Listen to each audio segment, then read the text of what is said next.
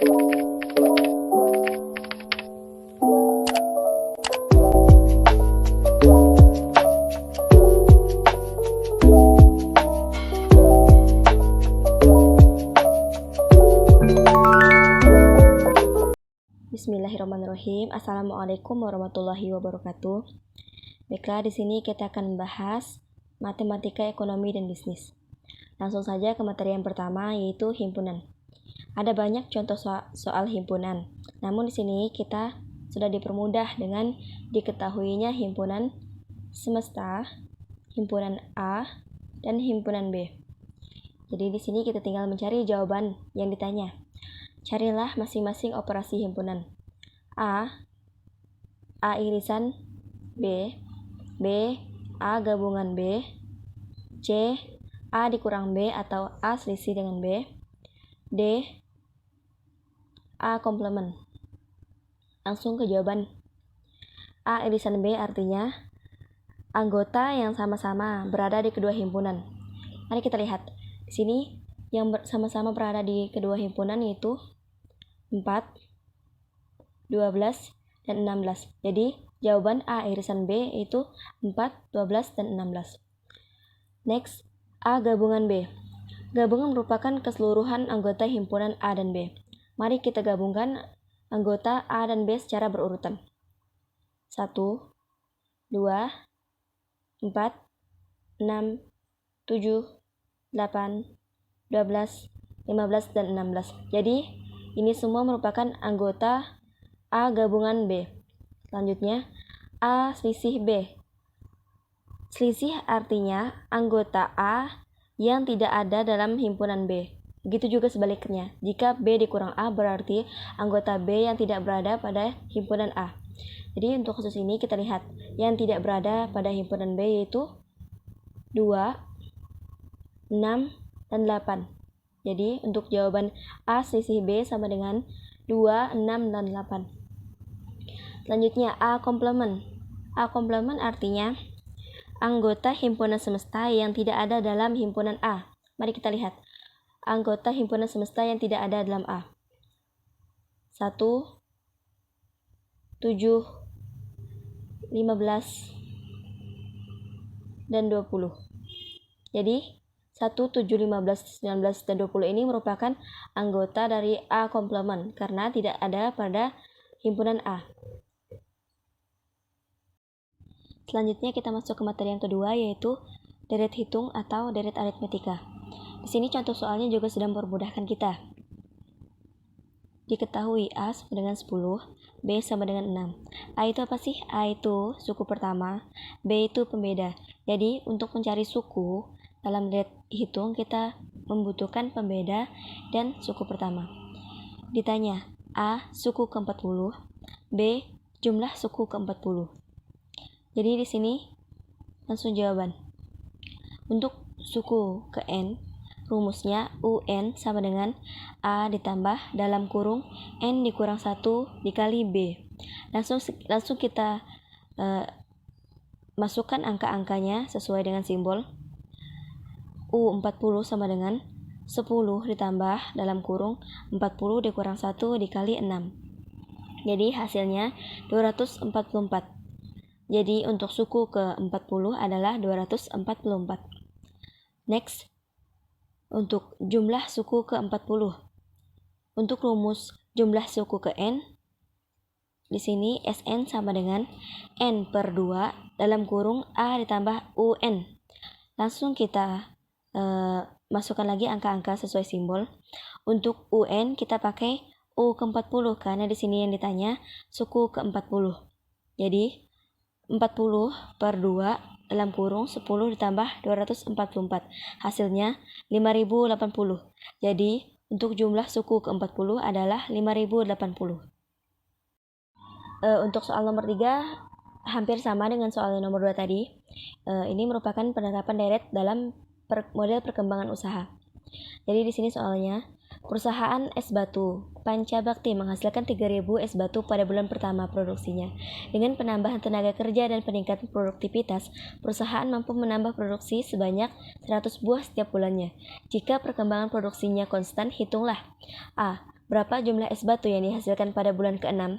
B. Berapa jumlah es batu yang dihasilkan sampai dengan bulan ke-6?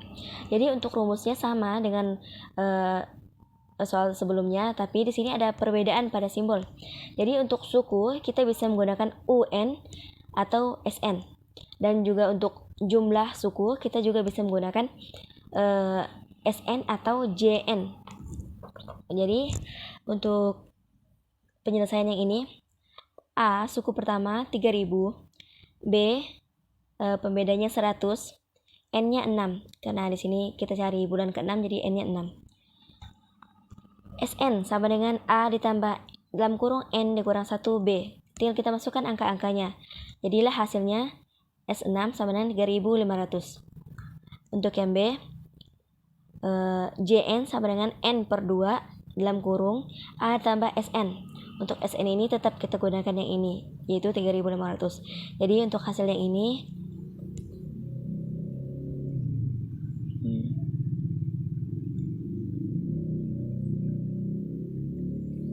untuk hasil 6/2 dikali 3000 ditambah 3500 sama dengan 19500.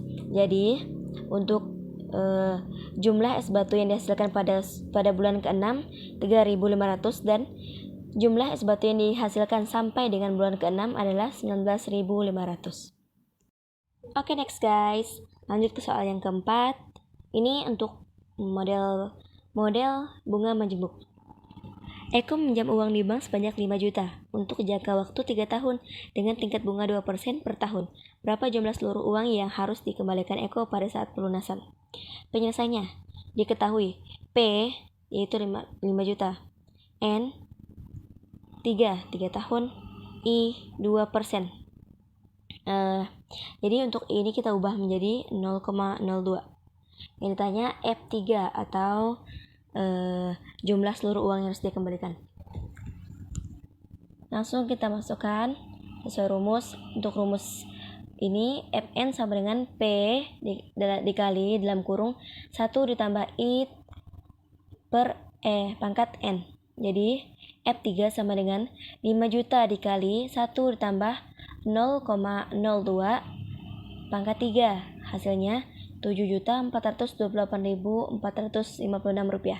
Jadi jumlah uang yang harus dibayar saat pelunasan adalah sebanyak 7.428.556 rupiah. Oke, next guys, kita langsung masuk ke soal yang kelima, yaitu model pertumbuhan penduduk. Penduduk Kota Skadau berjumlah 6 juta jiwa pada tahun 2010. Tingkat pertumbuhan penduduk sebesar 5% per tahun. Hitunglah A. Berapa jumlah penduduk pada tahun 2015. B. Jika mulai tahun 2015 pertumbuhan penduduk turun menjadi 2% per tahun, berapa jumlah penduduk 5 tahun kemudian? Oke, penyelesaian. P 1 sama dengan 6 juta, berarti jumlah awalnya 6 juta.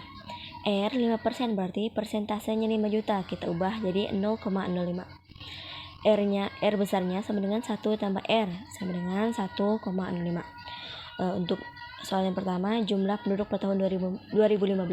Berarti P untuk rumusnya PN sama dengan P1 kali R pangkat N dikurang 1. Jadi langsung kita masukkan angka-angkanya. Jadi di sini P 2015 sama dengan 6 juta dikali 1,276281, hasilnya 7.657.686 jiwa. Oke, next lanjut ke jawaban yang B. Di sini kita cari lagi diketahuinya. P 2015 berarti ini untuk P awalnya 7.657.686 jiwa. R kecilnya 2%. Jadi persentasenya turun 2%. Kita ubah jadi 0,02. R besarnya 1 tambah R jadi 1,02. Langsung ke jawaban. Untuk rumus ini sama. Kita masukkan angka-angkanya. Jadi karena 5 tahun berikutnya berarti 2020. P 2020 sama dengan 7.657.686 dikali 1,08243 32. Hasilnya 8.288.924.372. Jadi untuk jumlah penduduk pada tahun 2015 adalah 7.657.686 jiwa, dan untuk jumlah tahun 5 tahun setelah 2015 adalah 8.288.924.372 jiwa. Next, kita ke soal yang ke-6 guys. Mohon maaf ya, agak coret-coret dikit. Oke guys, lanjut ke soal berikutnya. Jika barang A dijual seharga 6.000 akan terjual sebanyak 3.000 buah, tetapi jika barang tersebut dijual dengan harga 5.000 per buah, maka jumlah permintaan akan meningkat menjadi 4.000 buah. Oke, di sini yang ditanyakan adalah fungsi permintaannya. Lanjut, langsung kita lihat. P1-nya 6.000, P2-nya 5.000. Oke, maaf tadi terpotong sedikit. Di sini untuk rumusnya P dikurang P1 per P2 dikurang P1 sama dengan Q dikurang Q1 per Q2 dikurang Q1. Oke, langsung saja kita masukkan angka-angkanya. Jadi untuk di sini kurang. Nah, untuk di sini kita kalikan silang. Jadi hasilnya seperti ini. Oke, jadi untuk ini hasilnya ini kan sudah dikalikan silang, jadi ini dikali ini hasilnya ini. Jadi untuk hasil keseluruhannya P untuk fungsi permintaannya P sama dengan min Q ditambah 9.000. Oke, lanjut ke soal yang terakhir. Ini untuk fungsi penawarannya. Contoh, barang A jika dijual seharga 10.000 per buah, produsen akan menawarkan sebanyak 5.000 buah. Tapi jika jual dengan harga 15.000 per buah, maka jumlah barang yang ditawarkan produsen akan meningkat menjadi 6.000 buah. Bagaimana fungsi penawarannya? Oke, rumusnya sama. Langsung kita ke penjabarannya. Sama tadi dikalikan silang. Ini. Oke, bagian sini karena pindah ruas, jadi dari negatif jadi positif. Jadi untuk fungsi penawarannya sama dengan 5Q dikurang 35.000. Oke, thanks guys. Sampai sini dulu video kita. Assalamualaikum.